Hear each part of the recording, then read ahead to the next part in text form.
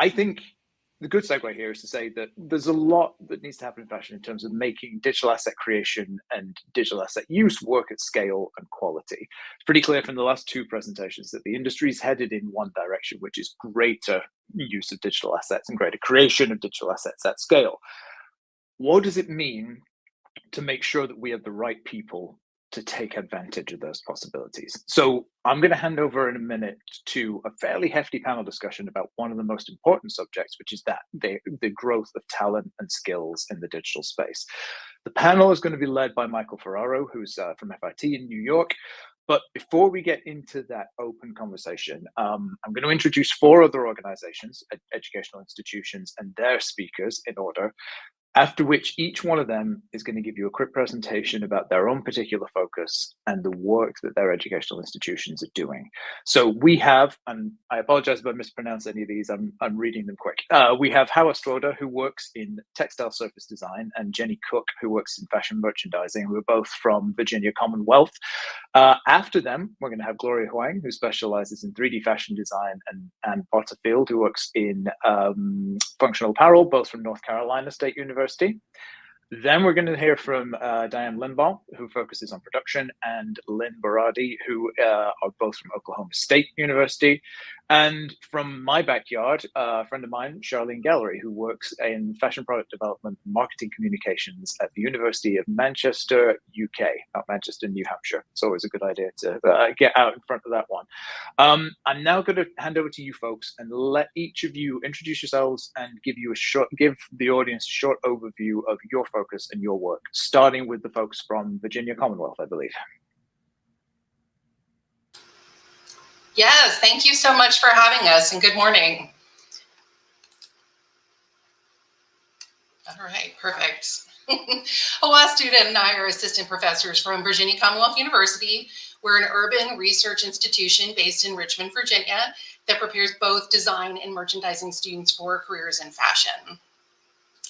As educators, we focus on innovative experimentation and change management to not only introduce students to emerging technologies, but to also train them to critically consider whether the tools add value or are possibly too prohibitive to put into place. Again, we're very much focused on preparing students to be career ready. We do this in three ways, and unfortunately it looks like our GIF is not going to work for us today. Our mission is centered in real-world simulations. We partner with brands and organizations that have a problem that needs to be addressed, and then we bring designers and merchandisers together to collaborate on a solution. We try to get them to work towards a common language that recognizes their distinct expertises, but enables them to successfully collaborate together. The key takeaway for us here really is that, we want to present students with the tools that are trending in the industry that we know are going to be important, but empower them to critically assess what makes the most sense for their project and the outcome that they want to showcase to their peers and to the professionals that we've partnered with. Our vision steers us towards transparency, particularly in discovery and creativity. Technology is moving so fast that we can't always be in a place where we're super confident with what we're learning. And so we want to sort of present transparently model essentially that it's okay to lean into uncertainty. It's okay to be things to be a little bit ambiguous, and to go ahead and collaborate with them as we learn together what this technology might mean for the future.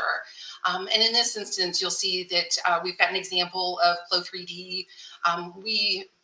Transparently, we learned how to use this tool over Christmas 2019 and began introducing it into our courses that spring.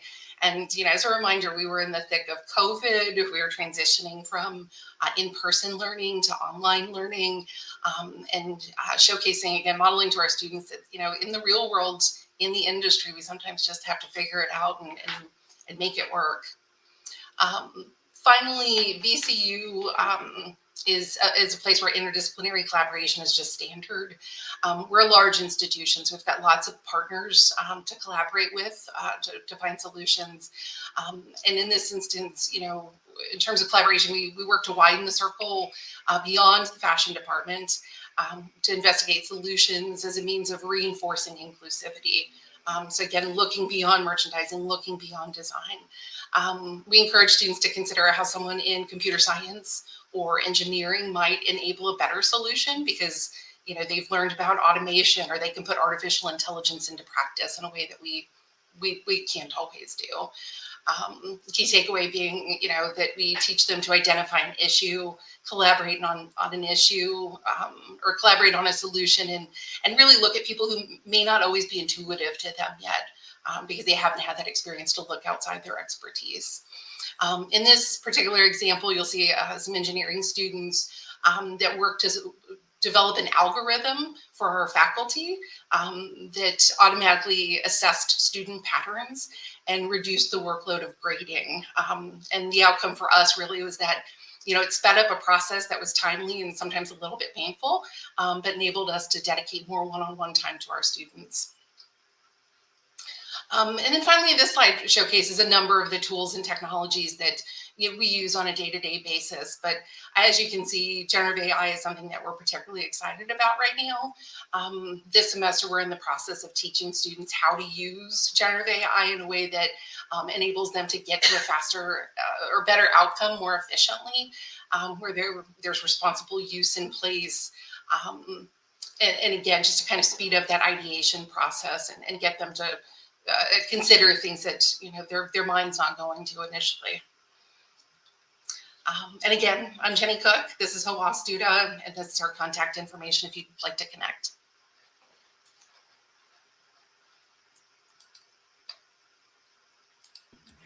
Great. Thank you, Virginia Commonwealth. And next up, we have North Carolina State University. Here we go.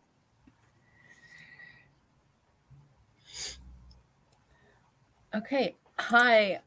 We're happy to be part of this session today. I'm Ann Porterfield, and I'm here with my colleague, Chunmi Huang, to tell you about our fashion programs. Oh, hang on. So first, a brief overview of Wilson College. We are one of the smaller colleges on the NC State campus, but we house the two academic departments that you see here, and we serve about 800 undergraduate and about 200 graduate students. And a big part of the student experience here at Wilson College is the Zeiss Textiles Extension, which houses our spinning, knitting, and weaving labs, as well as a flex factory for small run production. And in addition to facilitating student projects, Zeiss offers professional education and training in addition to testing and fabrication services. So I'm an associate professor and I teach at the undergraduate and graduate levels. My teaching is primarily focused in design fundamentals, but I also teach 3D apparel visualization at the graduate level, and I incorporate 3D into all of my undergraduate design classes. So this graphic shows the progression of our students through both of our fashion programs, one focused in design and one focused in product development. And Chunmi will now tell you about more about how our students interact with 3D technology. Hello, I'm Chunmi Huang, and I'm an assistant professor in the same department, and I teach both design and product development classes. So in our program, students are exposed to 3D design from the first year design studio and grow as they develop industry relevant technical skills by practicing patterns and marker making, using Gerber AccuMark and Clo 3D. And students also create physical garments focusing on sizing and fit and build sustainable and inclusive design practices. So when they graduate, they have a wide range of design and technical skills for their portfolios. And we also have many students' engagement activities through industry partnerships, such as competitions, sponsored projects, and research. So our students focus on building really on the science-based knowledge and start from selecting fiber yarns, and they create their own woven or knit designs, and they virtualize their customized fabric and create virtual and physical garments. So this is just one example from the Cutting the Curriculum competitions, and students engage with industry professionals and receive their feedback as they learn about the entire life cycle of this garment. And finally, we are exploring innovative ways to disseminate students' work on virtual platforms, such as 3D scans of physical garments. And really creating a VR exhibition or embedding immersive 3D garments by developing an interactive website. And these new platforms provide opportunities for students to engage with the community and the industry professionals as they grow as a designer. Thank you. Fabulous. Thank you so much, North Carolina State. And up next, we have, I'm sorry. Up next, we have Oklahoma State. Diane Limbaugh and Lynn Bordy, welcome. Hi there. I'm Lynn Brady, and I'm a professor and head of design and merchandising department here at Oklahoma State University. Our apparel design and technology four-year program includes courses in construction, draping, flat pattern making, CAD, technical design, 3D design, and fit. We were the third university to earn accreditation through the Textile and Apparel Programs Accreditation Commission and have been endorsed by AAFA for over 25 years. We host an 18-member advisory board with industry professionals to help keep us updated on the latest skills, knowledge, and technology needed in the fast-paced apparel industry. I've also been a member of the 3D RC Education Committee for the past 7 years in order to get that inside scoop on the technology transformation happening in the industry. Hi, I'm Diane Limbaugh. I'm a technical designer with over 20 years of experience, as well as an educator for the past 24 years. I have been teaching basic 3D skills for the past 10 years. This past year, we created, through the guidance of our advisory board and the 3DRC Education Committee, a 4-course 3D digital product creation certificate. This certificate is available to the industry as a self-paced individual training, and all our apparel design and technology students can take it as part of their regular program of courses. Students have the ability to utilize various softwares as they make their journey through 3D. For example, we are using SETI's Textura for creating 3D material assets in order to simulate their actual fabrics. Our software includes Albanon's 3D avatars, which can be used for initial fit analysis.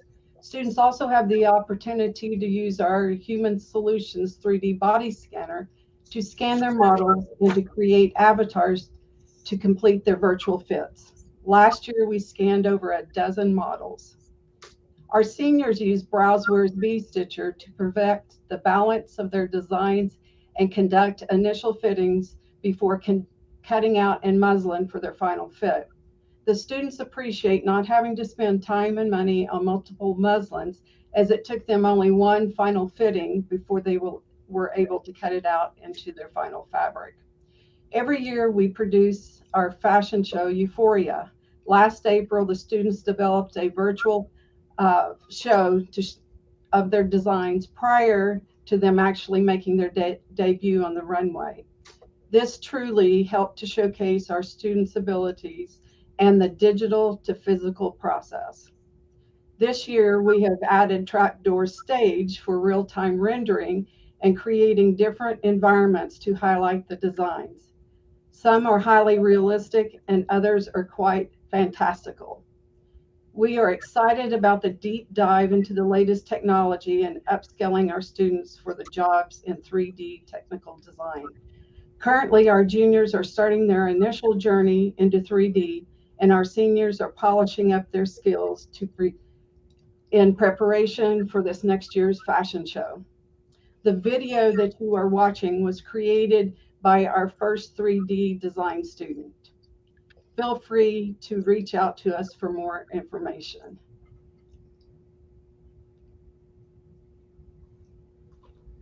Absolutely wonderful, Diane and Lynn. Thank you.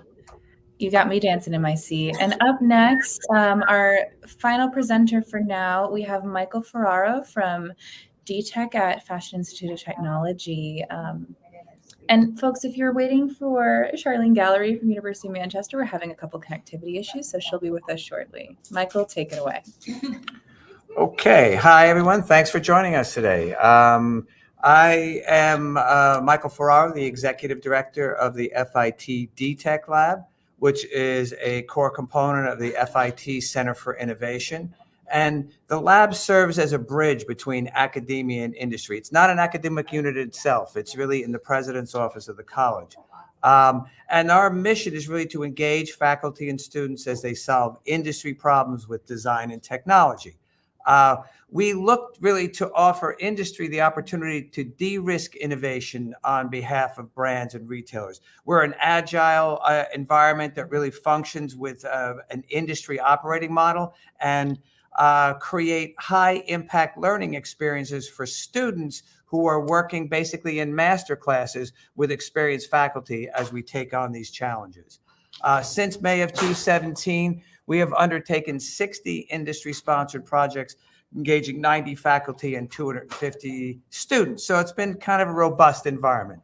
And that range of projects has included a lot of high-profile brands and retailers. An early project we did was with IBM, looking at how their AI tools can improve decision-making in design, manufacturing, and retail for Tommy Hilfiger. And it was a big group of people, 4 faculty, 12 students, executives from PVH, IBM, and Tommy all participating. Another project we did was a high-profile project with the Girl Scouts of the United States, where we built a completely new fashion value chain for them while we were developing a uniform collection for their older Girl Scouts. They had never had a collection designed for them before, and they were seeing fall off in their older Girl Scouts. So we developed a collection that was associated with being marginalized by their geeky uniforms. So we created a collection that was layered, which allowed them to reflect their pride and affiliation in the organization while still feeling comfortable with their peers. We did 3D prototyping. We happened to be doing this project right while they were doing a brand redesign. So 3D played a very vital role in allowing us to explore color blocking, logo placement, logo size, and the like, and adjust fit and do the preliminary sampling. We then launched the actual collection as a live shopping event for the Girl Scouts, where we had this influencer who was a Girl Scout herself, which presented the collection, wardrobed it, and talked about how the collection evolved, and you could buy directly out of the live stream. Another exciting project we did was with Ludacris, where we developed a collection of apparel for an animated character in a 3D animated series that he developed and launched on Netflix in 139 countries at once. This was another project where we integrated 3D and developed apparel for this 3D character that eventually was shown on that was produced by Mattel as toys and sold in Target as product. We also wound up exploring generative AI to look at how to represent individuals with disabilities in the metaverse. And then recently, we just finished a project with a big pharmaceutical company who took the very innovative approach to raising awareness about a very rare skin disease using fashion as a way to express the challenges that individuals face with this disease. And this is a piece that we presented in an exhibition that was designed by graduate students and had an AR component along with a full exhibition design. So it's FIT's combined strengths in design, science, business, and technology that really positions it to develop solutions that have a positive impact on the world. That was fast. Wonderful. Thank you, Michael. All right, we're going to bring our panelists up for a discussion now. So let's bring back Hawa and Jenny from Virginia Commonwealth, Diane and Lynn from Oklahoma State, and Anne and Chanmi from North Carolina State University. Charlene Gallery from the University of Manchester is still having a little bit of trouble connecting. So as soon as she's able to join us, we'll go through her quick overview and add her to the conversation. But for now, Michael, take it away. Well, thank you. We have great colleagues here who are deeply committed to education, and they really have focused on really represent the full fashion value chain. And it's exciting to see how they're embracing technology and helping education move the needle forward. So I'll start with a few questions here, and it's the big question I have is that in your experience, what developments have been probably had the biggest impact as you prepare students for this next generation of the industry? And I might direct that first to Hawa and Jeannie Cook.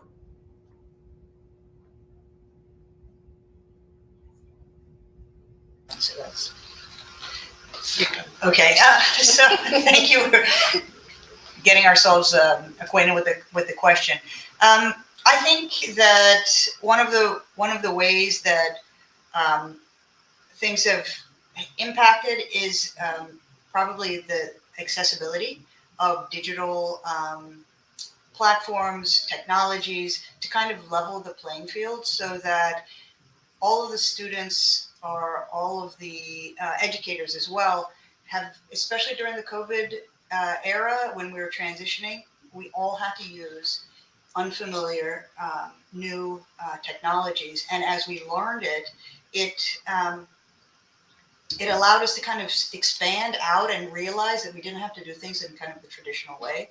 And it allowed us to think about what was going on within the industry and how we as educators could do a slight pivot within education to modify.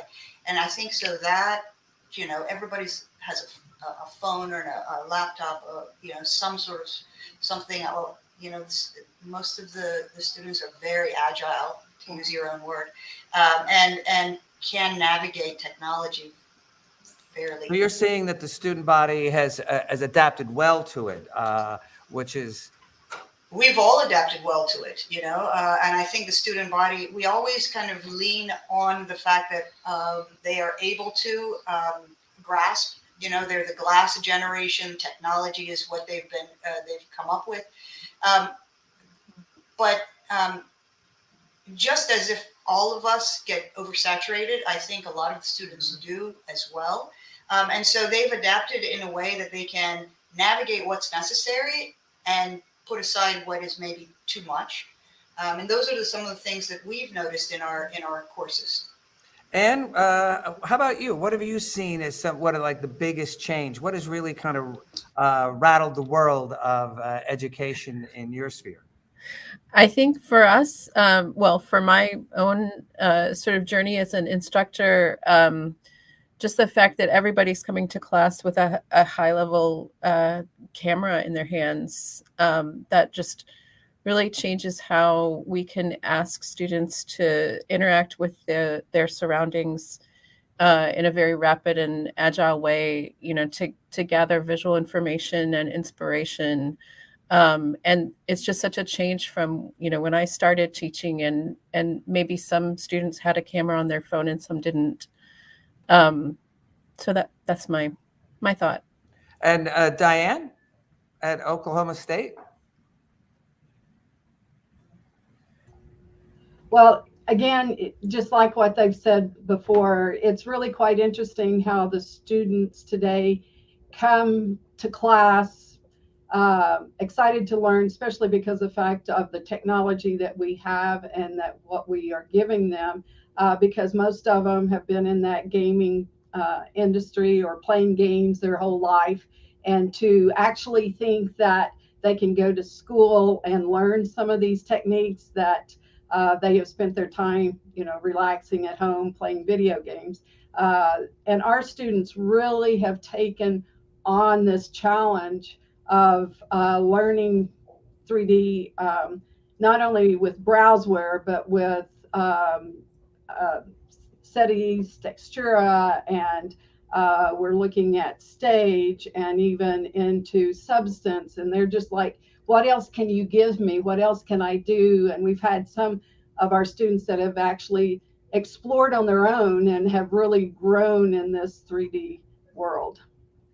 That's kind of exciting and heartwarming to hear that they're embracing this with enthusiasm. Chanmi, in your experience, what has really kind of changed the way you look at how you're teaching and what your students are expecting and what they're able to do? So, I mean, definitely the pandemic really influenced how we teach in a classroom setting. We had to look for different channels to communicate with the students and really distribute or teach the course materials and do work. And I really think the 3D prototyping as a visualization tools really helped students to think about how they design in a more sustainable and, and inclusive way. And it kind of opened more opportunities for them, and they have these expectations to learn, really. And Lynn, your experience been similar? Yeah, actually, what I've been really excited about is the students are actually coming to us sometimes and telling us about new software and what's happening. I was actually introduced to 3D software 15 years ago by a student who came to one of my classes and said, "Look at this cool new tool I've found." And so, even though we've been in that space for 20 years, the fact that the students can come to us and there's more and more things out there to help enhance our students' creativity and their knowledge and skill is incredible. That's amazing to hear. So it kind of rolls into the next question I have, and that is the relationship between this emerging technology and traditional craft and skills. How has 3D changed draping? Do you feel that there's been a development going forward, or do we feel like we've got to find a way to not to lose some of the more core principles of fashion design? And I'll start with Anne. So I incorporated 3D into my draping class a couple of years ago. And one of the exciting things about it is that students can take their draped garments and, scan them directly and put them into Clo and really see what they maybe don't see on the muslin. So it's the 3D software is very precise and unforgiving. You can't sort of fudge things that you can when you're at a sewing machine. And so it's sort of changing the way that they see their own work and how it's almost an analog for, handing off that pattern to somebody else who's going to produce it, actually putting it into the software. So it gives them that level of experience as well. And that kind of, it suggests that the entire fashion value chain is becoming a little bit more compressed and instead of being spread out over lots of different skills, which is both worrisome and important at the same time. Lynn, what kind of core traditional skills do you see either enhanced or need to be kind of preserved in some way? Well, right now we're still hearing that the industry wants all the traditional skills, and I completely confirm with that it's so much easier to teach the students to do things by hand and then go onto the computer and do it. There are still some that do it the other way. Everyone learns in different ways. However, the traditional touching and feeling and fitting on an actual human body is something that it's intimate, it's precise. Humans are different than avatars, but I think we're going in the direction we're getting better and better at 3D. We're not quite 3D fit. We're not quite there yet. And Diane, your experience? Well, one of my comments is that I start off teaching the students industry terms and techniques and how to sew on industry sewing machines. Yeah. And there's a lot of students that, feel like, I'm not going to be an operator. That's not what I want to do. And so it's really good to teach them that you need to know how to sew a pattern together. You need to know what kind of seam and stitch that you're going to use. And then the other thing that they're finding really interesting is when they do get into 3D, this information follows along with them, as well as draping and flat pattern. And even we have a course that does textile surface design, and they're able to create their own textiles. And so they're able to pull that all the way through to their senior year. And we've had some students that have actually designed their own textiles that they've used, for their garments and their fashion shows. So it's easier for them now to understand. And yes, we've been kind of teaching 3D for numerous years, but it's just since 2000 that the industry really has embraced it and said, okay, we have got to have skilled students. So we have decided to, up our game in that area and really start them off freshman year, understanding why it's important that they understand these concepts so that they can get out, not only do it by hand, but be able to do it by the computer. Chanmi, have you seen any kind of traditional skills that you fear might be getting lost in the enthusiasm to move forward? I don't really have that concerns, but I see that students actually learn more about the sizing and fit of garments, and they really think about different body shapes because we have limited numbers of physical mannequins or dress forms in classroom, but they can really customize the avatars, and I think it really brings the synergy to really do some quick prototypes and really examine the body and then examine the relationship between the body and the garments.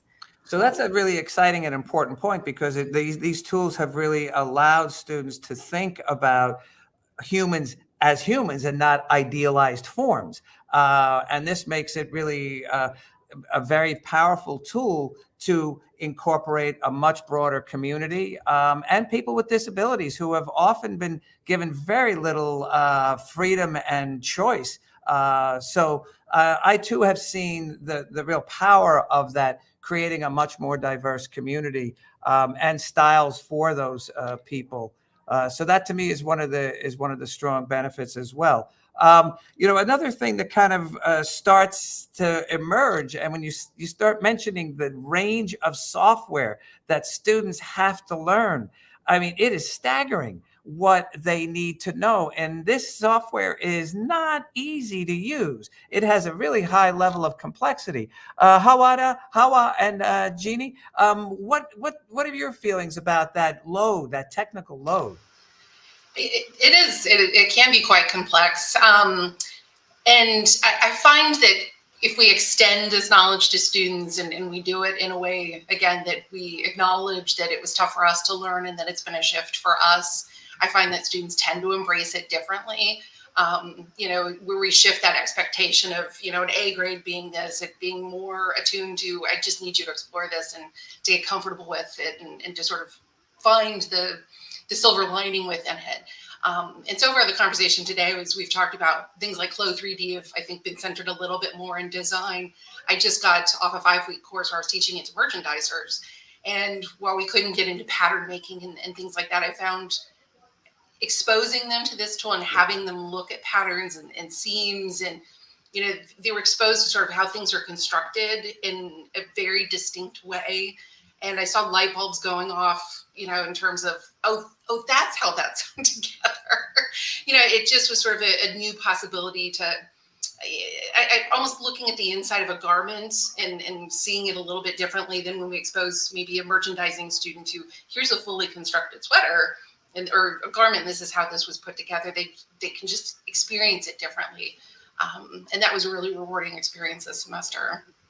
That's great. So there's a couple of things that really kind of boil out of that whole realm of conversation. And I guess one of the things that jumps to my mind is that with the consolidation of all these skills and the expectation that designers need to be able to present their work in a way that is traditionally been held by 3D computer animation companies, and they now need to integrate those kinds of skills and that kind of visual presentation, and that bringing together of the entire fashion value chain into a smaller group of people. Does that cause any concern or fear as we look at how the industry is going to develop, the displacement that is probably inevitable as a result of it? We see how AI is beginning to infuse everything. And while we all sort of still see it as, elevator music for your eyes, as a tool, it is changing the way we are able to produce things. So I'll start with Lynn. What your thoughts on the impact of this emerging technology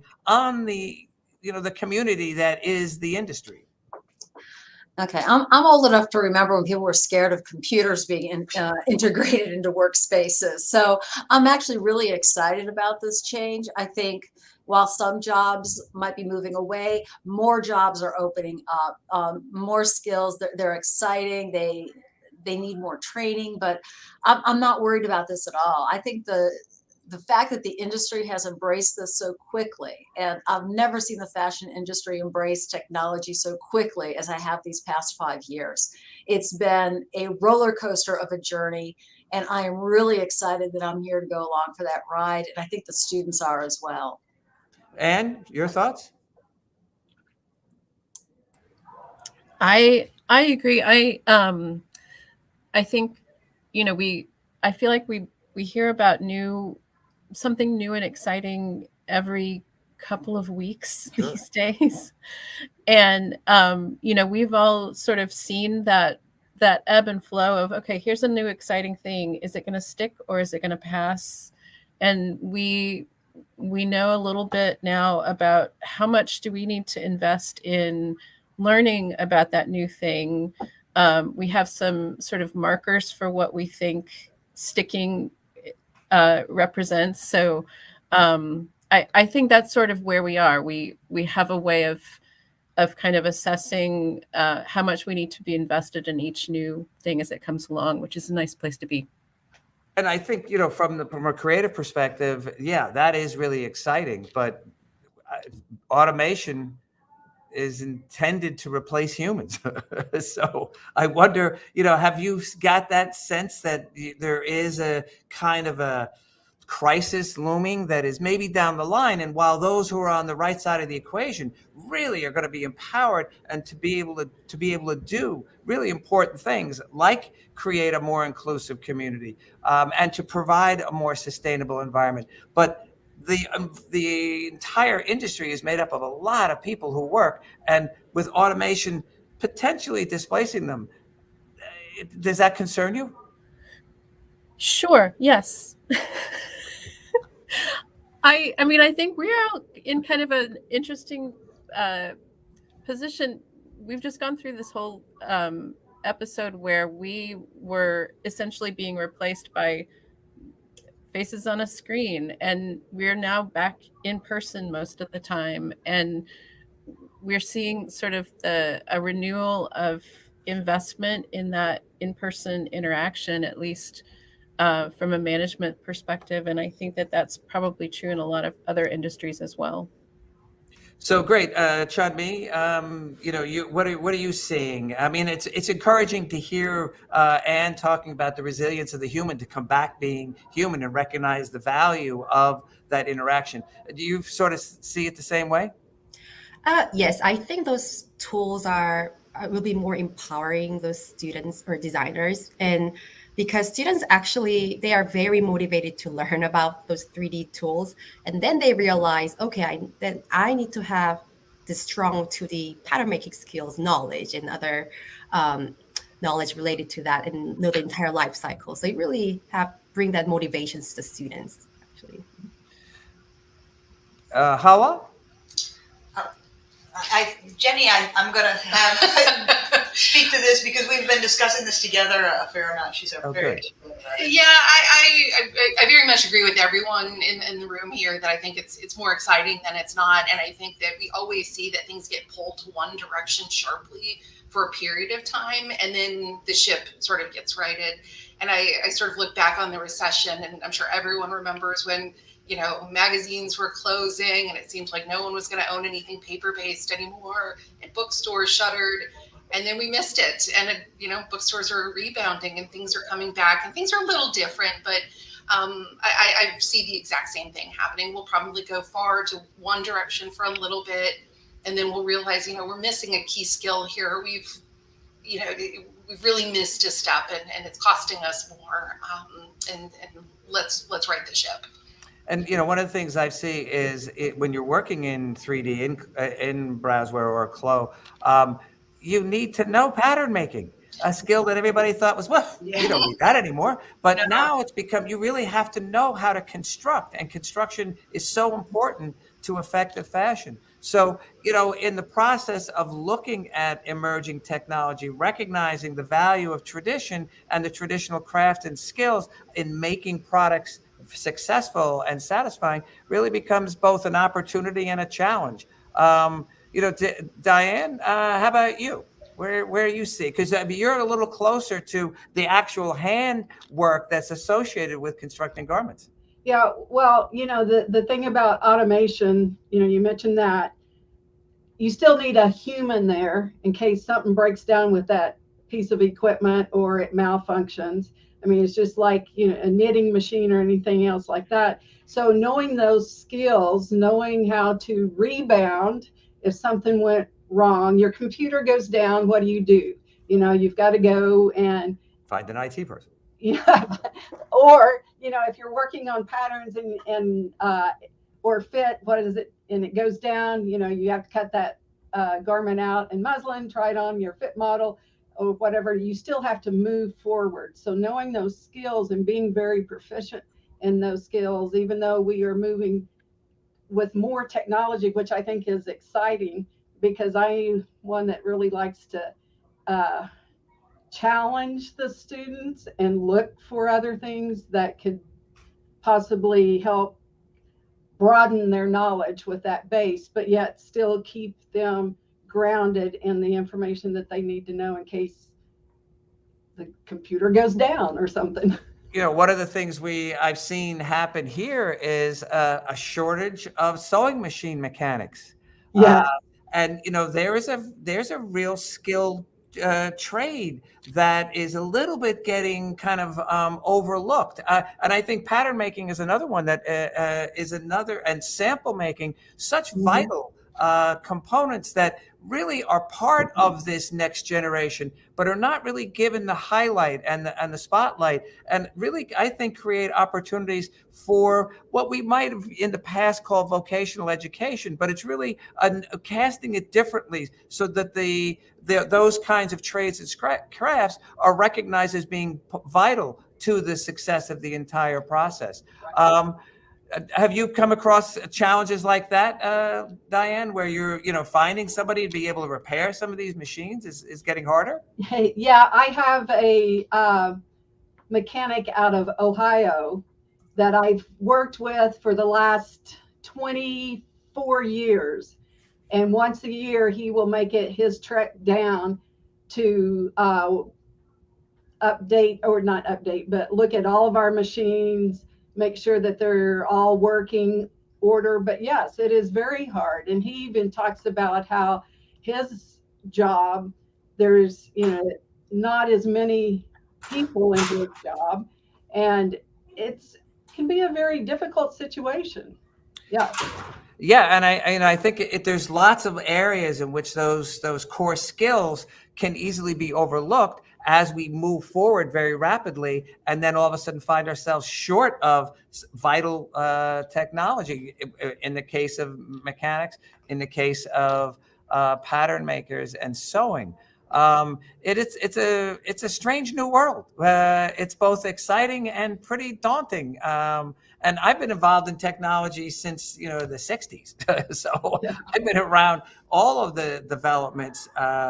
But fashion really is different than a lot of others. I often describe fashion as architecture you wear. So it has a full range of social and cultural implications. There's also the goodness of fit, the choice of materials, the style, the very elevated as well as the very quotidian. And seeing it as a practice like that, you recognize that architects have to be licensed like doctors and are liable for their designs for their whole life. It's a very kind of interesting challenge that they face that, while it's not quite, life and death in the case of fashion, that responsibility is part of being the modern professional. Chanmi, your thoughts? Yes, I think I mean, I agree with all of you guys.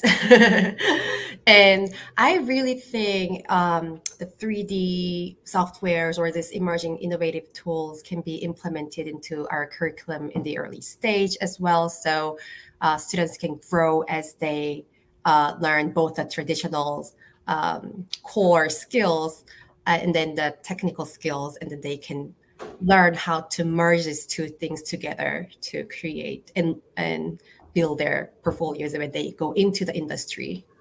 Yeah. So I guess, Anne, I might ask you, like, how do you see integrating core skills into emerging technology so that you're really leveraging and benefiting from that tradition that, it's thousands of years old in some cases. Embroidery has been around forever. Sure. Yeah. So part of I think a lot of our situations is that we're forced to. We don't have a choice because creating new curricula in a state university, at least, is a fairly intensive process. So yes. I think what a lot of us have had to do is, as these new technologies come along, we look at where to integrate them into existing coursework. So, I introduced CLO in the first project of my first year design fundamentals studio. And one of the strategies that I've taken on is to really sort of, give the students a chance to play with it before they have to become experts in it. So they use it in a more design focused way where they're, using it to visualize some things that they've done maybe by hand using painting and drawing. And that gives them ownership over the technology. They really quickly shift to kind of peer-to-peer learning. So the things that I haven't taught them, they're teaching each other because they're exploring the tools and sort of figuring out what to do. So that's the strategy that I think has worked really well for us. That's great. And it actually touches on another really interesting topic. First of all, we're all a public higher education. And that's, as you point out, it's a little bit different. Yeah.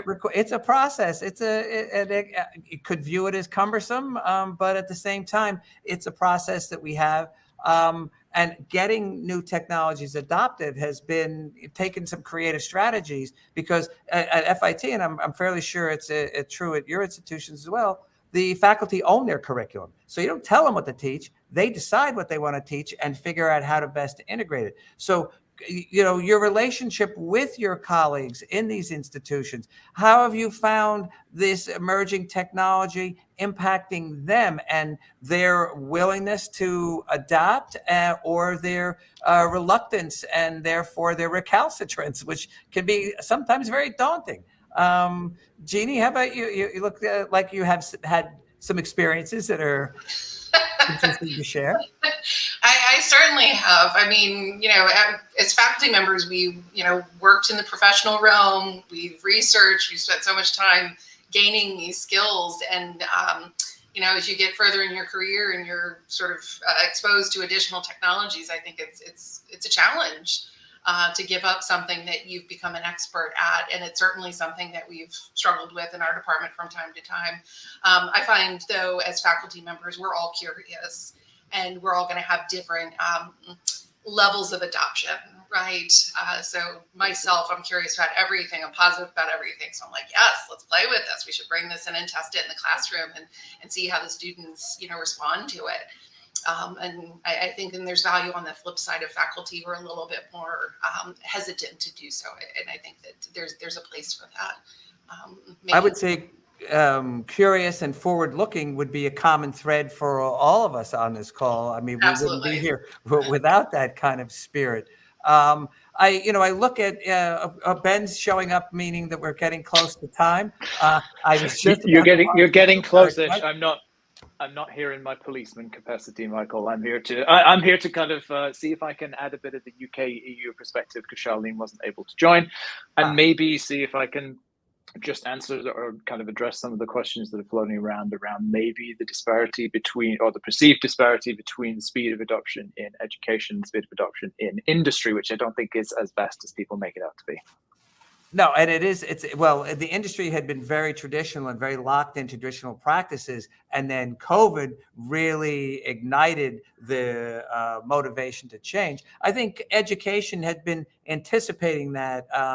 But now industry is moving rather fast. And in fact, it kind of brings me to my next question is how do we establish better working relationship with industry so that we are actually being responsive to what's driving their challenges and creating really almost a different model of education, which in many ways has been sort of locked into a 19th century mindset, and it's really very different here in the new world. Ben, you have any thoughts on that?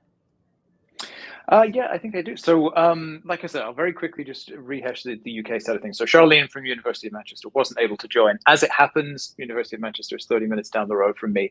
I know they're putting in an equal amount of work to what you folks are in terms of changing and evolving their curriculum to do more to bring together traditional and digital skills.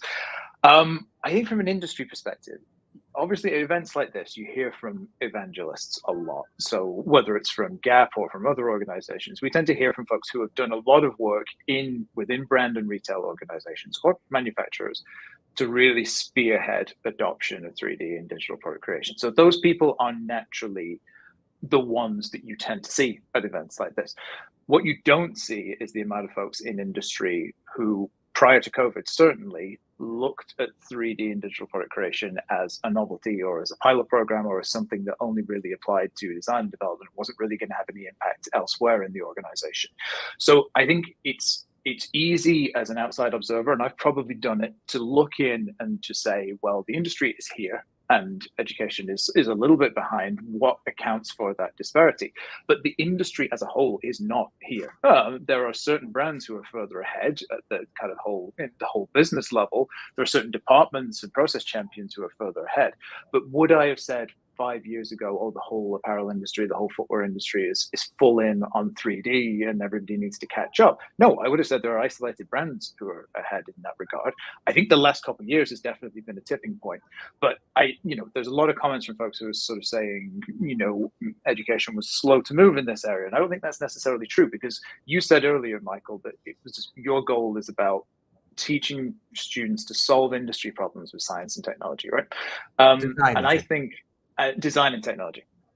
I think the industry didn't necessarily realize the problems that it had, and I think the industry certainly wasn't universally aligned on the tools that it wanted to use. So I think that is definitely, it sheds some extra light on the idea that fashion is full in on 3D. It has been for a very long time. There are certain folks who are, and there are certain brands that are, but overall industry maturity is still moving up that curve. So it's good to see education pulling in the same direction.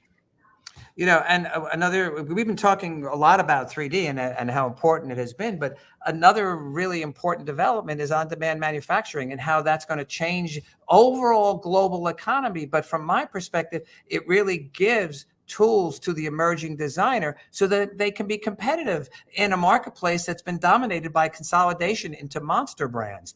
And there'll always be monster brands, and there's good reason to have monster brands. But the emerging designer has been kind of hammered in that process, because the idea of starting a collection, you need $500,000, have to carry a lot of inventory, and you have to carry the responsibility of the waste associated with that, the logistics of storing it and shipping it and delivering it. So there's a new economy, I think, that is a little bit more decentralized, that really provides a nice basis for emerging designers to really come back to the playing field, if you will. Anyone else have thoughts about that? Brooke? I said Brooke, sorry. Brooke's on the call. Lynn is what I meant. Sorry. I'm going to give Anne was ready to go. Oh, I'm sorry. Anne. Oh, yeah, no, I was just going to say, I think that's something that we are all sort of thinking about. And most of us have some kind of, entrepreneurship track for students. We just opened up our Flex Factory that gives students the opportunity to actually try a run of a product that they have. So that is a big push. It's really kind of, I think, a really exciting and heartwarming transition to be able to see all this young talent not be sort of marginalized and put into a big production process, but really get their opportunity to be expressive and thoughtful and distinctive. But on-demand manufacturing is probably the key component to making that happen.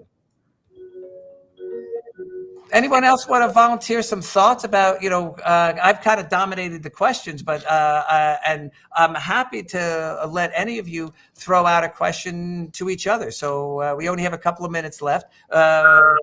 So please feel free to share. Ben, do you want to interject a little? I don't want to dominate the conversation either. People are going to see a lot of me over the next like 6 hours today. I'll draw a line under what a few of you just said around on-demand production. 100%. Like fashion has been a closed door to too many people for too long. And given that the theme of today is technology for a better world and more in the way of inclusivity, anything that can help lower those barriers, help get away from the idea of minimum order quantities, help people move towards being able to visualize their ideas more quickly, digitally, and then physically is a net positive thing. And regionalization is a powerful and strong cultural force that in the process of consolidation really got lost. So bringing back those regional centers that had distinctive qualities. And if you think about even circular economies, you could easily see rural areas that have distinct styles and designs that are being produced by farm products that are grown in the area to really kind of tie together something that I think makes for a beautiful fabric for the future. Michael, I had a quick question. I'm going to circle back to maybe the question that you posed.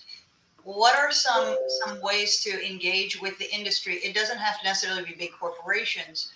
It could be smaller brands. What's going to be the way to ease and be seamless, bringing in these groups into education? That's a really good question because from our perspective, we work on industry-sponsored projects. Emerging designers are not in a position to sponsor.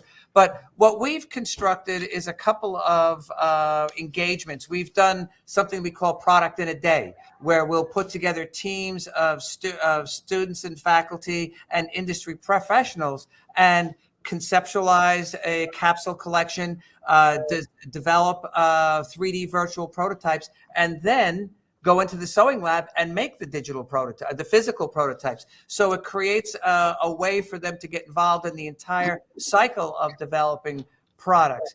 We've also launched we're launching our third instance of an entrepreneur prize, which looks really at the entire at FIT as a whole. And what most people don't realize is that FIT has 50 degree programs. We have an immense amount of talent across the whole fashion industry, and we put out a call to get innovative ideas and then take them through workshops and then clinics to identify a grand prize winner who gets a $30,000 prize and a year free rent in one of our innovation centers, and then a lot of industry support as we nurture them into viable businesses. And these, while the first two have really been more apparel oriented, I will say that we had a lot of great ideas that were very closely connected to the technology, NFTs and blockchain type ideas, and creating that kind of engagement where you're fostering ideas and you're supporting and nurturing ideas is really an important role that I think a higher ed has to play. I just have a really quick plug though, because I've worked with the 3DRC, which is the 3D Retail Coalition, the Education Committee, who is a group of industry professionals who are working with education to make sure that our students get the education that they need for the future. And so I really want to give them a plug. They've come up with some matrix of skills for different positions, and they're working with our accreditation team so that universities can become certified so that industry knows that they're getting the students with the skills that they need in the future. And that's a great way to enfranchise the new, and that is so important in creating this next generation. Diane, any thoughts? No, I just, what Lynn said about the 3DRC and getting and staying, up with what you read and what you see, and especially our advisory boards that have that are actually out there working and telling us what we need to train our students. Well, great. I mean, this has been a great panel. I really am so, I admire you all for your commitment and dedication to education, for your commitment and dedicated to fashion, and your commitment to embracing technology to help make an inclusive, sustainable world that really advances the industry. So thank you all for being here today, and great talking with you. Look forward to seeing you again soon in the future. Thank you. Thank you, everyone. Thank you. Brilliant. Thank you for joining, everybody. And Michael, thank you for leading that fascinating panel.